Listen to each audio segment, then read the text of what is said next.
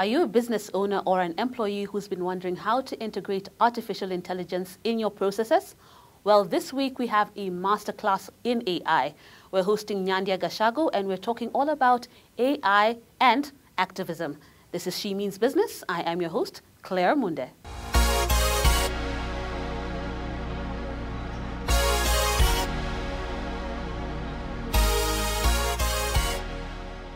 Hi, Nyandia. Hi, how are you? I'm well, thanks. How are you? I'm good, thank you. Welcome to She Means Business. Asante sana.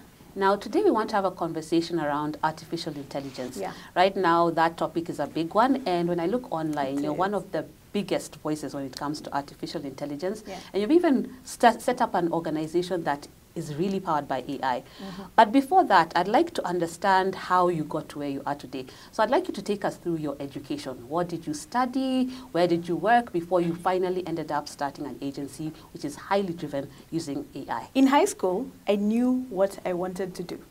I remember, I think in Form 2, we were told, whatever you want to do, write it on your exercise book. So if you want to do legal work, you write, my name is lawyer Nyandia Gachago.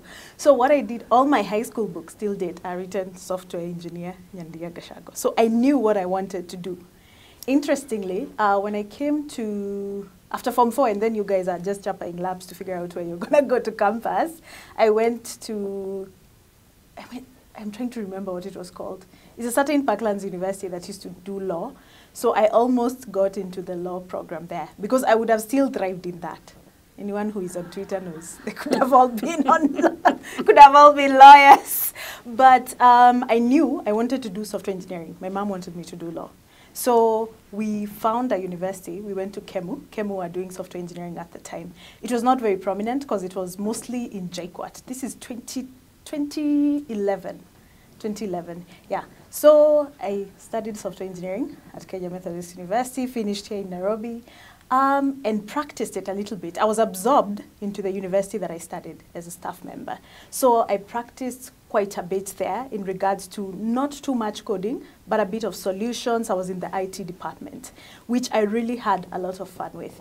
But then again, everybody who is around me kept trying to loop me into something that is people-based. They were like, while you're very techie, we also do understand you have a thing when it comes to one-on-one interaction, so yourself and people, you are able to sort of match people and solutions.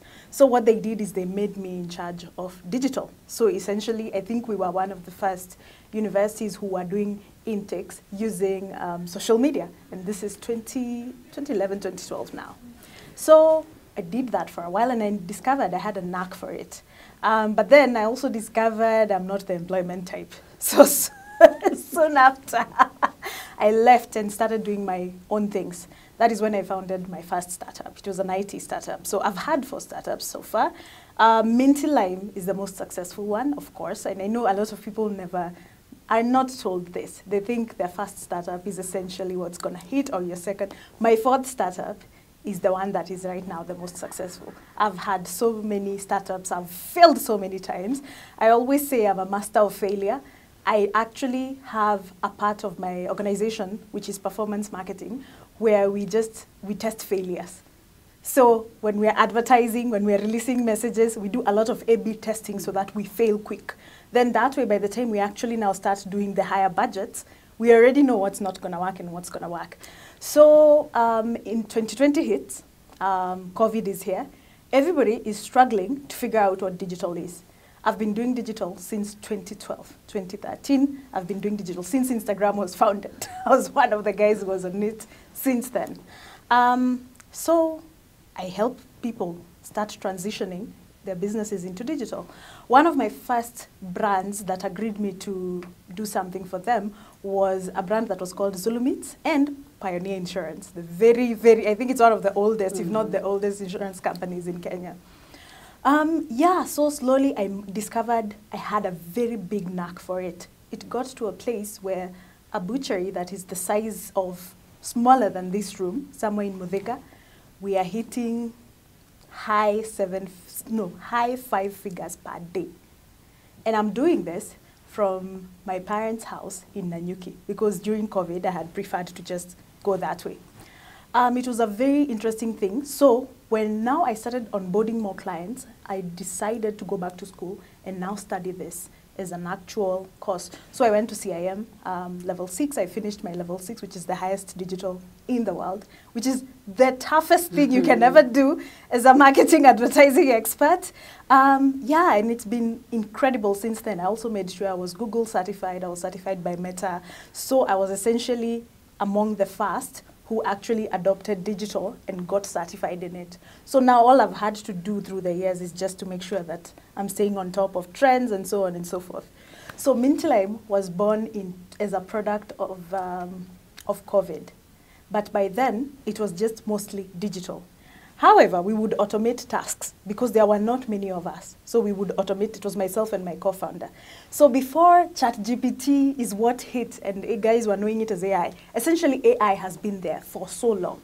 That is why there's a godfather of AI back in the 60s, 70s. Because technically, artificial intelligence has been with us for so long. You can even argue that there are parts of computers, of computing, that are artificial intelligence, right? Because essentially the foundation of artificial intelligence is mimicking human intelligence. So we would automate a lot of tasks for our clients and also for the agency because it was just a few of us.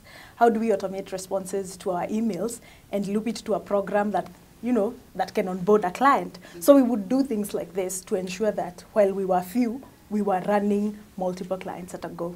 So that is essentially how we got where we are right now. You talked about like the butchery, that small butchery hitting the 5 figures. Yeah. Per what? Per day. Per day. Yeah. That's in revenue or what exactly? Yeah. Wow. Yeah. Wow. Yeah. So it was very interesting because I realized, I think it also unlocked a creativity in myself that I didn't know was that much. I knew I was a creative. I just didn't know it was that amazing. Yeah. Because from where I was, looping a butchery to having partnerships with one of the biggest guys in alcohol, to be able to start selling packages to guys on Thursdays and Fridays in their offices, where you get, say, a kilo of nyama and 2 beers sent to your office and charging that at 1,000 or 1,500 bob if it's chicken. There was nothing like that. We were pushing so much that we almost had to set up our own warehouse to where we would push these numbers. And essentially why it was only Thursday and Friday was for the FOMO effect, because FOMO in itself is a marketing tool. So guys would just be like, Thursday ifiki, Friday ifiki, because they knew those are the only days. And regardless of the push in regards of we need this as a product, we stuck to those 2 days. So it was essentially one of the most incredible mind shifts of my life. Now, this is She Means Business, and I want to talk to these SMEs that are coming up, and the micro even. Yeah. So you talked about you've done 3, the 4th startup is what is working. Yeah. So there's somebody who started a business and they're thinking, okay, I can't employ 10 people, I can't employ 20 people, I need that AI, I need that automation and so on and so forth, but they are clueless about how to go about it, right? Yeah. What will work, that A/B testing, they probably never heard of it. So as a layperson who is clueless, starting their business, in whatever sector that is, what are 2 or 3 tips that you would give this person on how to use AI and automation to make their life easier, to get those numbers going, for it to make sense? Yeah. I think the first thing is adoption. You have to adopt technology. I understand that maybe you do not have, you've not been pushed to take that much, but I believe we are one of the early adopters of WhatsApp and AI. If you can get WhatsApp for Business, it's just an app. Just download it, get it on your phone, get WhatsApp for Business. Africa is our business, and I noticed Africans, we like being spoken to, we like being talked to. In as much as you can automate a bit of your business, it gets to a point where a human must pick it up, because we prefer that one-on-one communication. So get WhatsApp for Business. Get an AI tool called ManyChat. ManyChat will allow you to personally automate your WhatsApp messages, because it can get very overwhelming. So you can start by, small things. You're like, okay, Sawa, it's just 10 chats I can handle. But then you're growing, you're creating referral programs, you're asking your friends to recommend you, you've created, you know, packages that maybe you send to influencers or ask influencers if they can maybe review for you, and so on and so forth. So your business is going to grow as long as you're on WhatsApp for Business. So the best thing you can do is automate your WhatsApp. At least that way, it is able to segment the customers who are coming into your WhatsApp business. So instead of talking to everyone and only 20% is, you know, what is becoming a conversion, why not let a very simple to use tool do that for you? So an AI tool like ManyChat allows you to automate your WhatsApp and your Instagram messages. So then that way, when you're getting recommended by Facebook or Instagram, because you know Meta is one family, they will say first of all you're one of the fast responders, so you earn a tick. And also the fact that you can advertise on WhatsApp within itself, I think it's brilliant. You can add your catalog there so that nobody keeps asking you, Ini, how much? But it's already there. So you can catalog your products, put a price. If anything, guys can shop there, pay on WhatsApp, and you're just existing. So you're just busy with now the strategy part, the high-level part of running your business. So I think as soon as you can automate something as simple as that, because we all use WhatsApp. I'm almost sure we all use WhatsApp. I think that can be your very first step into automation before now you go into the biggest systems. Yeah. And I'd like us to talk a little bit about analytics, because you said you have a department that is just dedicated to testing, failing, we move forward so that when the big person comes you're able to do it. Sometimes some businesses, you're trying something, but you don't go back and look, did this really work well? Yeah. So talk to us about that, the importance of really checking what worked, what did not work, how can I make things better? Yeah. Because sometimes people don't use these analytics tools, and then you're wondering, why aren't I moving? Yeah. But you're not even checking the back end. Yes. So talk to us about that and how people can go about looking at what works, what doesn't work, what do I need to drop, what do I need to pick? First of all, the basic, when you get to a certain level, is you must have, even if it's a basic website, again, have AI build you one. It's very easy. There's so many tools. There is B12. GPT has a number of tools that can help you, you know, build and launch a website. So just create a basic website. But then at some point, just get a consultant. If you're still a small business who may not be able to like hire a top-notch marketer or someone who is, you know, who is recurrently on a salary, just pay that consultant, maybe that 5,000, that 3,000 for that day. They set these things up for you. So once your website is up, there are things that we call pixels. I don't know why we don't talk about this enough. There's a piece of code that you get from every social media channel. Meta has their own pixel, Twitter has their own pixel, LinkedIn have their own pixel. It's important that this goes into the back end of your website. Yeah, so just get that one consultant you pay for one day, and they can put, because it's simple, truly. I know people like making it seem like it's, unless you're really like in a busy e-commerce business, technically these should be very simple things to just put on the back end of your website and you're done. It's just a piece of code you add to your header somewhere. They even give you an instruction. YouTube University is key. Yeah, but it's true. YouTube University is key. Now, why do you need these pixels? These pixels will help you analyze your website traffic, because you need to know who came from Instagram and went to the website. It gives you much more data than your Google Analytics would give you. If anything, it helps Google Analytics perform better. Now, because there is a part of your business that will go to your website to see if you're legit. Guys who are in like, let's say something like an electronics business, it's rare for you to buy a phone from just seeing it on Instagram. So you will do a little bit of more research. You want to see if they are on Google, you'll go Google them. You want to see if there are reviews, if any influencer has talked about them, something like that, because people need proof of concept. You know, they need to see that this is actually real.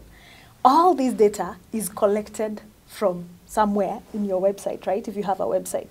If you do not have a website, Meta has a brilliant Meta business, you know, analytics section. I know Meta changes things a lot.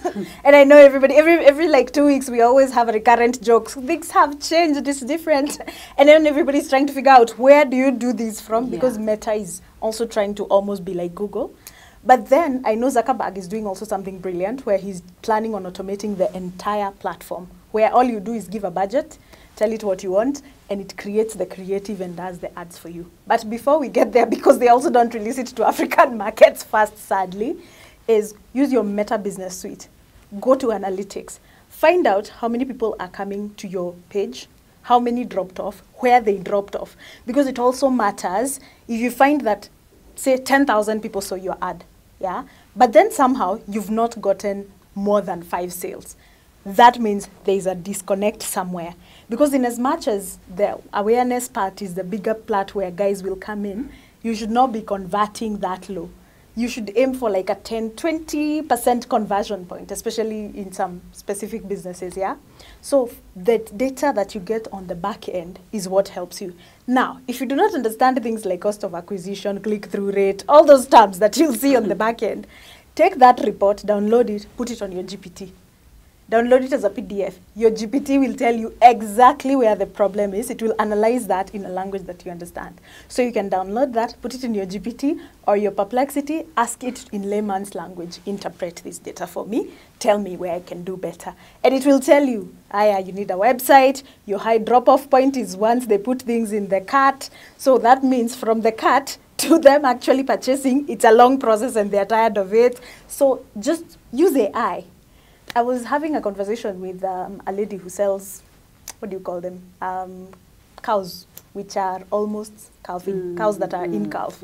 And she was talking about on Twitter how a guy who got a cow that is now giving him 25 liters a day used AI. So he just took photos of the 3 cows that were in calf and put it in GPT to tell him which one would give him the highest yield of milk. And somehow, the one that was recommended to him is giving him 25 liters a day.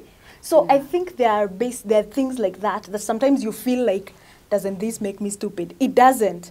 You don't need to know every single aspect of your business. That's why guys like us exist, who are able to do these things. But if you are not in a position where you can hire marketers and agencies and things like that, use AI. GPT, even the free version, will do that for you. Grok is brilliant at that.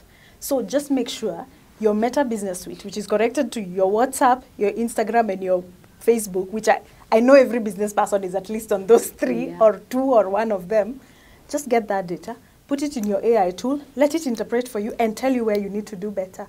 Yeah, awesome. I think this is a masterclass, basically. It's eye-opening. And you know the way you said, you're not stupid or whatever. Because you know there's that meme like, whenever I feel dumb, I just remember I was in the era where I did not use ChatGPT, so I'm smart. Right? But you cannot do everything. No, you can't. So make your life easier. Use these tools. There's so many tools. Too many tools. And now for that same business owner, that startup, I want us to start off with the smaller businesses before we go to the others. So everybody talks about ChatGPT, but there's so many other apps. What are like 2 or 3 other apps that every small business owner should be using to make their life easier, other than the GPT? So I'll say this, which can be controversial based on where you come from, but I actually think the Asian GPTs are way better than the American ones. There's something called Manus, Perplexity, DeepSeek. Brilliant, brilliant tools, especially for deep research, and they're able to, cite. They do more research than essentially GPT could. GPT-5 that was released the other day is getting better, is much better than the others. But you have these Asian tools that do brilliant work, like DeepSeek. I know everyone, once DeepSeek was released, they ran there. Then they're like, no, GPT is much easier to access. But in truth, just get one of the 2. Compare. Actually, don't even do the most. Get DeepSeek, get GPT, see which one gives you better output. I promise you, you'll actually be shocked by that answer, because there's also the aspect where which one is giving you correct data. Because sometimes guys don't think into that. They're like, oh gosh, it's GPT, it knows. But then, you remember 2 weeks ago, a report was released on where GPT gets its data from. It's from Reddit. It's from users on social media, which is the main, So that means there is a degree of error that will be from there. But then if you go to tools like Gemini by Google, it uses Google. So it's able to cite more sources than essentially what GPT could. So I think it's important to try these tools. I always say this also. I'm sure all of us have encountered Google at some point. Google, even right now, if you search anything, the first response is an AI response by Gemini. Use Google. Use Gemini. Just click on Gemini 2.5. Try that also. It will give you better outputs. It's able to put it into Word documents or Sheets or PowerPoint, because it's the same, it's the same family of tools using Google Workspace. So try these others. You will be shocked at the outputs they give you. If you have Twitter, But if you have Twitter, you should just be using Grok. It's just there. Waiting for you to, it's literally the middle button. Yeah, Grok 4 is one of the best that have been released. There's something called an AI, it's something that almost reviews AI. There's a level of AI. It's an index, an AI index that normally rates AI based on correctness of information, quickness to respond, things like that. So it's based on it's done by Stanford University. If you go on that, GPT is not the first, the second, or the third. Yeah, right, when it comes to, I know. And yet guys run to GPT, especially the free GPTs where guys run quick to. And they cite it as a fact, but not really. I know it's getting better with GPT-5, but Grok 4 has one of the best sources of information. Manus is amazing, M-A-N-U-S. Manus is brilliant. DeepSeek is amazing. Perplexity is brilliant in citing sources. Try some few more. Don't just GPT it. At least compare two outputs, and then you decide which one you're gonna go with. And that Manus, someone told me about it, and I was like, what? It's brilliant. It's brilliant. Like, what? It's amazing. It's amazing, and it creates multiple types of data. Exactly. GPT does not produce all the type of data. And now let's talk about, because you said, there is that hallucination with these AI tools. How do we go about ensuring that, okay, we are outsourcing, so to speak, our work to the GPTs and all that, but at the same time, we're not getting data that is not useful, that is fake and all that. And then also speak about this whole issue of privacy, data privacy, because a lot of people are like, okay, I'm putting all my information there. How safe? It's being used to machine learn and all that. So data privacy as a business. All your information is out there. Talk to us. Oh my gosh, we had an AI event actually at the iHub last week, and this came up. And thank God there was someone who is into data privacy and is a software engineer, and he was able to guide us very well in regards to this. So yes, if any information that you feed to AI, it owns. Right? So your photos, it has a right, it will use it how it wants, especially GPT. And I even remember Sam Altman spoke about it, and he said, by the way, we do not have the same laws as your therapist. It's for guys who use GPT as a therapist. Essentially, if the governments come and say, we need information on this person because of this case, they will have to release that information. But if it was maybe like a therapist who is bound by HIPAA laws and whatnot, they will not release that. So the OG of GPT is telling you that it's not safe, and guys will still feed it their hospital documents, they'll feed it all these things. I think be vague, because guys will still use that GPT, that Google. Just try and be vague as much as possible, as opposed to looking for very exact cases. This will also help you deal with that problem where everybody comes up and says, aren't we becoming over-reliant on AI? Be a bit vague, it will help you, because essentially governments are the ones which are supposed to enforce these policies that make AI tools keep that data localized, such that any data, like Kenyans, if you fed it your photos, your videos, for example, it doesn't use it beyond, say, a Kenyan perspective. There are governments which have done that. Denmark, for example, put in a law about images. So outside of Denmark, no one should use any of the photos of Danish people on AI. It's a very interesting thing.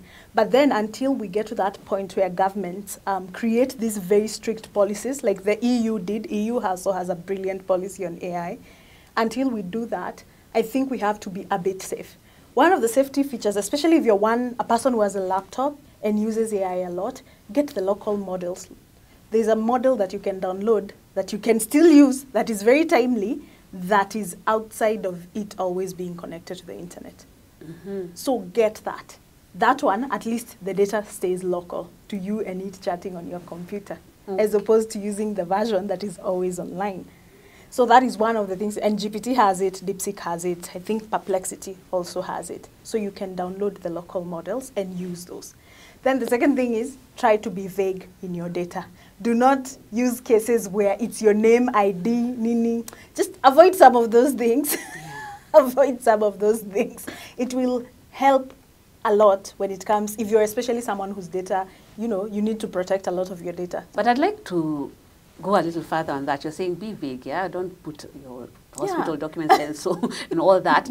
But then, you know, there's that thing for giggle, garbage in, garbage out. Yes. So they tell you, like, be as specific as possible. If you're giving me vague things, it will give me a vague answer. So how do we strike the balance between vague, I don't want you to get as much data, but I want to get something meaningful that can help me. Use a case scenario. Don't say, I need, just use a case scenario. It can be even something like, a friend works at iHub. Their company does this. How do I help them do this, this, this? So that was one of the examples that we were taught we can start implementing if you always need to use, you know, the online version of all these AI tools. So that is what we mean by vagueness. So it doesn't point that it's you. Because it's a machine, the data you feed it, of course, it's garbage in, garbage out.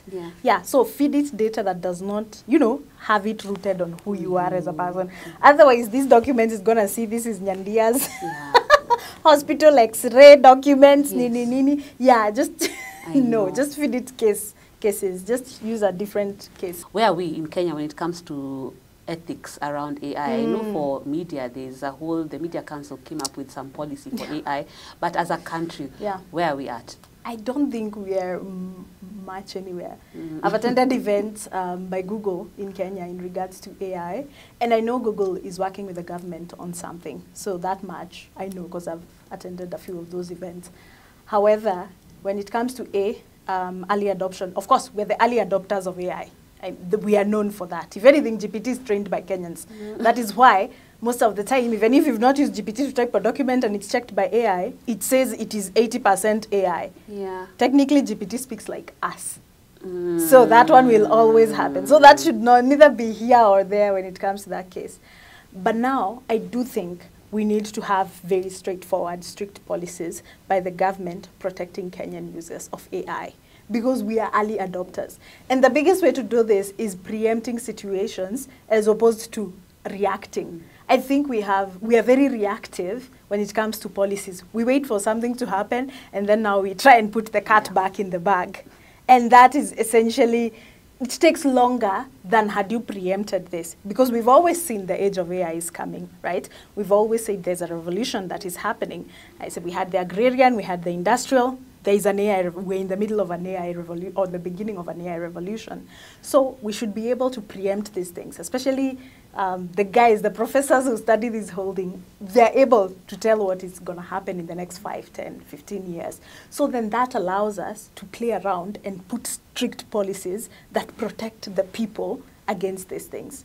So I don't think we have very strict laws. If anything, if you remember, even when it comes to technology and online bullying and things like that, it's still vague. Yet we've been in the age of internet for so long. So I think we just need to be a bit more proactive as opposed to just being reactive. Now I'd like us to shift gears and speak a little bit more on now other aspects of the business. So other than being an AI guru and all that, you're also an activist. I am. We would say that, Now, I want us to talk from a business perspective.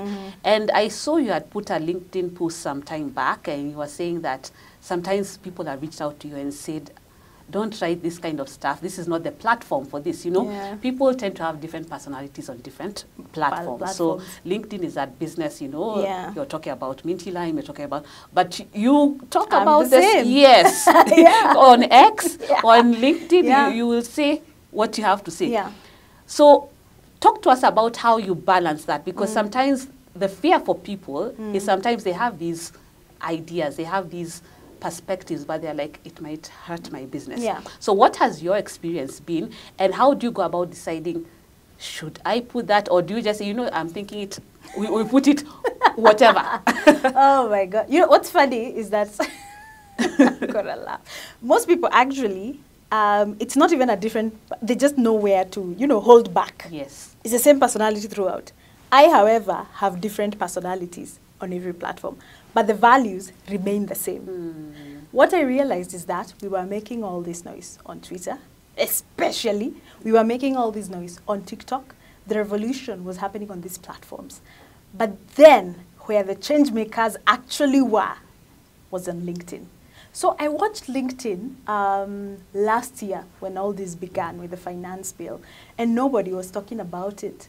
So I was like, oh, this is where the change makers are. This is where the policy makers are. This is where, quote unquote, the who is who really is. So they need to see these conversations happening. So I started bringing that conversation, small, kidogo kidogo too, on LinkedIn, in a way that was not provoking, in a way that was, you know, we need to have this conversation about education, about finance, about this. We need to talk about it. Because I think here we've become ostriches, you know. LinkedIn is the ostrich, was the ostrich for so long. So I was like, no, I'm bringing this conversation. So I was actually the one who actually brought the conversation of everything that was happening to LinkedIn. And then people now started responding to it. Everybody now felt at least they can now talk about it, because they were like, okay, she's in corporate, she owns a brand, she's doing this, but she's able to have this conversation. Because there's a balance of, there's a thing of duality to do with people. It's very hard to not talk about, quote unquote, an injustice on all platforms. And then now when you go to LinkedIn, it's congratulations, I want to tell you all, you know how those things are. I know. Everything on LinkedIn is, I am pleased to inform you. I was like, yeah. I'm like, no, no, something is happening that we need to talk about. Yeah, so it was very interesting for me. Thank God I've always been, I'm not a conventional looking person. So I think also people also give you grace when you're your own person. I feel like people who are very strict suit and tie are the ones who sometimes don't, you know, they catch a lot. But then when you're non-conventional looking, you have dreadlocks and nose ring. Everybody's like, wako hivo, you know? So I think it also brought me grace in that way, people knowing that I am this person, but then I am corporate, I am well-spoken, I have these platforms, but I'm still opting to talk about this. And as much as I'm teaching, I teach you about AI, I teach you about marketing, digital, all these things, I'm still talking about this. Because at the end of the day, the duality of who we are is what makes us people. So when you're trying to shrink one bit, that is what kills you as a person. But I think living and living fully is the only way we can be able to change a lot of things that are happening to us, essentially. And I want you to answer two things. Yeah. Has it hurt your brand? Yeah. Are there people who have just said, no, I would rather not work with you because I don't want to associate with that? And two, do you ever fear, like you put a post and you're like, are people going to come for me? No, no. And I think that's what I even like tell people a lot. Your people will come to you regardless of where you are. And I think a big part of it is because I don't even put that in the universe. I am who I am. And for that reason is why brands also love me and love my brand. Because we are wholly humans. You know, because as a human, you're meant to care. You're meant to, you know, be angry at times. You're meant to be happy. You can't just be happy always. That doesn't even make sense. It's even tiring. It's tiring to just be happy nonstop. I think that is what makes us human. People relate to people who are human. People also relate to people who care enough to talk about these things. So it has not hurt my brand. If anything, it's done the opposite. It's made me more trustworthy to brands because people know I will fight for your brands the same way I would fight for mine, the same way I would fight for my country. In regards to fear, on LinkedIn, no. On Twitter, yes. On Twitter, it's very hard for you to be a personality and not have a bit of fear because those threats do come to us. And we do encounter things out here. So yes, but then you still do it because there's a time when you tried to stop, but then you see something else, you're like, listen, that is also someone's child. I am someone's child. That could very easily have been me or my brothers or my spouse. So no, I can't. So then that way you're able to just, you know, quiet that part down and know that you're on the right path. I think also knowing that what you're doing is right makes it easier. Yeah. It makes it, I think the other side is what would actually be harder. The ones who keep quiet, the ones who choose to be complacent in silence, that is harder. Being on this other side is what makes you now free. Now, I'd like us to talk about work-life balance. Yeah. And there are a couple of aspects that I'm going to talk about there. I watched your engaged talk. Yeah. Very audacious. I know. Very audacious, and we'll get to that. But I'd like us to talk about work-life balance. You know, you're building a brand. You started those startups that didn't work. Yeah. And you have children. I do. I heard it on the talk. Yeah. How have you balanced raising children and growing a brand to where you need it to be? Yeah. How does that look like? There is no balance. That is a fallacy. I don't lie about it. I've watched the women that I think speak about the same, and it is true. And the best thing you can do is just surrender to the process, because then it becomes much easier, and it now creates spaces for you to find out where you're going to put your children in this whole plan of doing better for their future. I do think you can, as a woman, and I know this only goes to women, because somehow men don't have children. Yeah. It only goes to women. I do think you can have everything. You just can't have everything all at once. I think it's just, you know, bits and pieces of yourself that you can allocate to sections. But then the goal is you work hard so that you make enough to where you buy your time later. So that is how I look at it. So I know for the next 7-10 years, I have to build this brand endlessly. But then from that 10 years, my agency will be so good that I can buy my time. Now mine is to travel with my kids, do strategy meetings, not do, you know, be doing the most of everything. So I think it's a fallacy to want to have everything all at once. I think that's not even how we're built as humans. It's a very interesting perspective. And I think once you understand that and have these conversations with your children, I have this conversation with my older daughter all the time. Then I noticed that she understood. There's a day she wanted these big cars. So not the smaller ones, because now she's a tall girl. She wants the bigger ones. So I told her, okay, Sawa, I'll get you that. I need to work. I didn't even tell her anything about work, actually. Then her birthday comes, like a week after her birthday. She asked me, you're going for a meeting? Yes. So you can work hard, you buy for me that. So I was like, okay, that's good. Yeah. So you're able to like comprehend the essence of work and the dignity that comes with work. That because I work and her father works, we're able to do these things for her and her sister. I think having those conversations in entirety and bringing your kids to work and letting them see what you're doing. We've pitched with our children. We've gone for pitches with our children. We've done all these things before we could afford nannies. We used to do pitches with her non-stop. She would just go to a boardroom, sit in a corner with her tablet. Let's talk about this business because I know what I'm doing. And people would, if anything, I think every business we pitched with her, we landed. Because everybody's like, oh gosh, that is so wholesome. Exactly. Yeah. Exactly. So if you look at it that way, then truly it is a balance. It's just that we've been taught to think a balance is a different thing. But it is a balance because we're humans and humans must work. Yeah. And I want you to speak a little bit about that talk because I just found it. Engage? Yes. Okay. Yeah. You're really audacious, yeah? And post doing it, what are some lessons you've picked as you gave that conversation? Do you feel like, did I give too much? Did it's very interesting. I think I expected that conversation to raise conversations. I did not know just how many more conversations that are similar to that situation it would bring.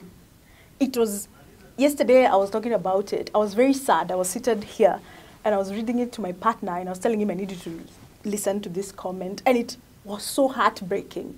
It is an outlet for black and brown kids because we grow up with very strict, crazy households sometimes and we don't talk about it because you're not supposed to talk about your parents in a way that is anything but extremely, extremely positive. But there is a facet of our parents which is human because they couldn't have been happy non-stop. Of course, they had moments of anger. They had moments of, you know, all these things. But we don't talk about it. And that is why we repeat it. Yeah. Because, you know, abusive parents breed abusive kids who will also become abusive parents, who will go out into the world, become abusive leaders. So you have toxic bosses and all these things because that's all they know. They know to scream at people, to demand, you know, to do all this, to punish. It's because we don't have those conversations enough. There's an aspect that people make fun of when it comes to Americans. They say Americans are very soft. There's that thing that people say about Americans. Americans are soft. But I find there's a beauty in that. It's very hard for Africans, us, to be soft. I don't know why. We are not cushy. We are not cushy. Goodness, we are so, it's not anger, but we are hard. We are hard. And I think we don't sit and sometimes wonder where it comes from. And if it is misguided, there's places to be hard at, of course. Yeah. In business, in leadership, there's a way you need to be. But then with your kids, you need to just leave that there and be soft. That is where the multifacetedness of humanity should come in. But we don't talk about the hard conversations a lot, which I think we should. Because if you go through the YouTube Engage and you look at the comments, 90% are women saying, you're telling my exact story, and some giving examples that are so horrible that you're like, how have we never had this conversation? I actually hope Engage call me and ask me to do part 2 of why I think this happened. Because a big part of it is this happened to me. And that is even the smallest bit of it that I spoke on Engage. It was much, much harder, much worse than I spoke about. But then I think it's important to understand now the other facet of why it happened. Yeah. Yeah. I'd like us to talk about success. Yeah. What does success mean to you? Success to me is my children, is my partner. That is essentially what success is to me. I don't know. There's a thing about, I think, us, Black African women specifically, I think even Black women in general, where our success is rooted in our families. Not from how society roots it. There's a way success for society is, for a woman is a certain way. But then for us, there's a part of it that society does not get. Our success is in how we bring up our children, how your children turn out. I think that is so important. That will be the biggest takeaway when I go to heaven, fingers and toes crossed, and I'm asked what I did, is that I brought forth and I reared very impactful, kind, great humans of children. And this is not even just with my biological children, it's with everyone that I've brought into my company. It's, did I bring forth a greatness in you that was yours, but maybe nobody had ever poked it enough to come out or given you the opportunity to showcase it. For me, it's with everyone who passes through me, who is here, especially those who are younger than me. How kind, how great of people they become. That will be my true measure of I was here. Let's shift gears and get to know a little bit more about you. Yeah. Minus the professional, what do you do for fun? Oh gosh, no, I grow my company. My work is fun. I am a workaholic and my work is fun. Thank God. I am the small percentage of people who end up in things they actually like and things that they went to school for. Only 27% of people end up doing what they studied or what they love. Thank God I'm in that 27%. Yeah. So for me, I deeply enjoy my work and my home life. I make jokes all the time that I can't wait to be a housewife. I'm like, in my 40s, yeah, I'll be a housewife. just because you want to go and travel and have fun. Just that sort of joke goes around. But I really, really enjoy my work. And I'm no longer apologetic for it. Because I think there's a facet that is expected to be, especially for us women, yes, we are expected to be apologetic for loving work. Yes, yeah, absolutely. And I wanted to throw that spanner in the works because there's now a different perspective. And a number of women who have actually been on She Means Business have talked about it, and they've said, you know what, if you're a workaholic, there's something else there. So yes, you should love your work. You should not be dreading Mondays or whatever. But there's more to you than that work. So what do you have to say about that? Yes, you love your work, you enjoy it, it's creative, it's whatnot, but there is more to you than that work. And you've talked about your children, you've talked about travel. Yeah. So this workaholic thing, is it good? Is it pointing to something else? Yeah. I feel like it is. If work makes you happy, that means you're a happy woman to yourself, you're a happy wife, you're a happy mom, because it's fulfilling. What I think now becomes maybe harder is when you don't root your work to impact. My work is very impactful. I teach, so that for me is an outlet, which people might still say it's work, but I teach and I find a lot of gratification in it. I think finding gratification in your work while serving the world is important. It's what they call in Japanese, I'm trying to find that aspect, ikigai. Ikigai, yeah. Yes, yeah, ikigai is when you have achieved. So if my ikigai is within my work, it's okay. Because I've found my purpose, I've found something that makes me money and makes me happy. On your X, you say you're a lectiophile. What are you currently reading? What kind of stuff do you read? Yeah. I read African books. There's a thing, or black writers, but I've now niched completely to African books. I noticed, I don't know if this happens to lectiophiles and bookish people, where you read in the accent of the book. So I find myself, like if I'm reading, like what, like a Nigerian example, All Men in Lagos Are Mad, for example, all men, I'll read it in a Nigerian. So I noticed I'm struggling with British books, I'm struggling with white people books. Okay. I'm just gonna keep it here. So I'm gonna read South African, Kenyan, Nini, all that. That is what I do. So I read a lot of African books and so forth. I'm reading Ghana Must Go currently. Now, as we conclude, I'd like you to look into the camera and speak to that woman in business and the woman who is even in employment. Yeah. You're big about just being your authentic self. Yes. Talk to them about being that, whoever you are, just be you and be bold, be audacious. Yeah. And maybe one piece of advice on AI and the future. Okay. You've started a business, or you've been in business for a while, or you're a woman in senior corporate, or even a young girl who just joined corporate. There's a reason why God made you a black African woman. I'll tell you that for a fact. It's important you embrace every single facet of who you are as a woman. It's the one way that you're able to go up that corporate ladder. It's the one way that you're able to scale your companies into multiple countries, much more than maybe even what you envisioned for yourself. It's important for us to be us. It's important for us to just be. Because I think sometimes we try maybe to be different so that we can fit in, but you are the source as an African woman. Never forget that.